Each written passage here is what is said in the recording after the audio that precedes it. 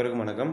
நம்ம போன வீடியோவில் வந்து பார்த்தீங்கன்னா, முந்தைய ஆண்டு வினாத்தாளில் இந்த நிதி ஆயோக் ப்ளஸ் வந்து பிளானிங் கமிஷனுக்கான கொஸ்டின் ஒன்று பார்த்துருந்தோம். அதில் நிதி ஆயோக் வந்து பார்ட் 1ல் பார்த்துட்டோம்.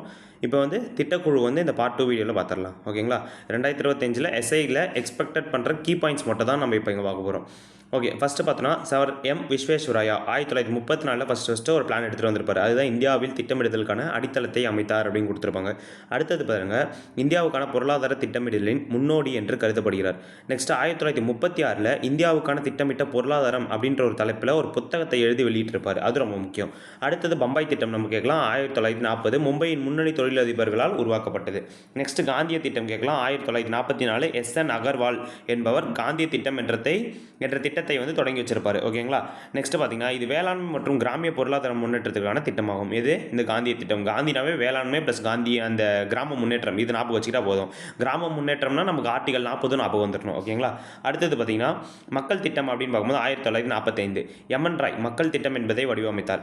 இது வேளாண்மை உற்பத்தி மற்றும் விநியோகத்தை இயந்திரமயமாக்குதலை ரொம்ப வந்து சப்போர்ட் பண்ணுச்சு. அதுதான் இந்த மக்கள் திட்டம். நெக்ஸ்ட் சர்வோதயா திட்டம் 1940 ஜெயபிரகாஷ் நாராயணன் சர்வோதயா திட்டம் ஒன்றை முன்மொழிந்தார். மொத்த புரட்சி பண்ணது யாருன்னு கேட்டாலும் அதுவும் இந்த ஜெயபிரகாஷ் நாராயணன் தான். இது காந்தி மற்றும் வினோபா பாவே ஆகியோரின் கருத்துக்களில் உத்வேகத்தால் தயாரிக்கப்பட்ட திட்டமாகும் அப்படின்றாங்க. சரிங்களா? அடுத்தது பாருங்க, இந்திய திட்டக்குழு. அப்போ இந்திய திட்டக்குழு இதுலேருந்து டைரெக்டாக கொஸ்டின்ஸ் வரக்கூடியதுன்னா இதான் கேட்பாங்க நமக்கு. திட்டக்குழு மார்ச் 15 1950 அமைக்கப்பட்டது. ஏப்ரல் 1 1951 முதல் திட்ட காலம் துவங்கியது. ஜவஹர்லால் நேரு இந்திய அரசின் திட்டக்குழுவின் முதல் தலைவர் ஆவார். இது ரொம்ப முக்கியம். நிறுவனமும் அமைப்பும் பார்த்துடலாமா? பிரதமர் இருப்பாங்க. நெக்ஸ்ட் 4 முழு நேர உறுப்பினர்கள் இருப்பாங்க. கேபினெட் அமைச்சர் நிலையில் உள்ள 4 பகுதி நேர உறுப்பினர்கள் இது வந்து மெம்பர்ஸாக இருப்பாங்க. இதுதான் திட்டக்குழுவுடைய பேசிக் டீட்டெயில்ஸ். இதை தாண்டி நம்ம கொஷின்ஸ்ன்றது வந்து ஹிட் ஆகாது. ஓகேங்களா? மீண்டும் அடுத்த ஒரு ப்ரீவியஸ் இயர் கொஷினில் சந்திப்போம். தேங்க்யூ.